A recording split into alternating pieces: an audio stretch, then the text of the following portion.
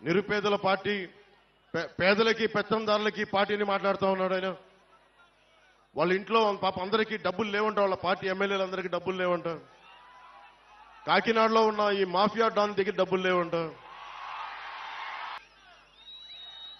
నన్ను ఓడించడానికి చిత్తూరు జిల్లా నుంచి పాపం మిథున్ రెడ్డి గారు వచ్చారు. మండలానికి ఒక నాయకుడిని పెట్టారు.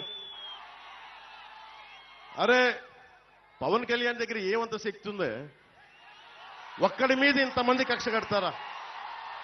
ఒక్కడి మీద అతని దగ్గర శక్తి ఏముంది? పట్టుమని 25 మంది ఎమ్మెల్యేలను కూడా నిలబెట్టలేని పరిస్థితి. కనీసం 2 ఎంపీలని కూడా గెలుచుకోవాలని తపన పడుతున్నాడే. అతని మీద ఇంత కక్ష దేనికి?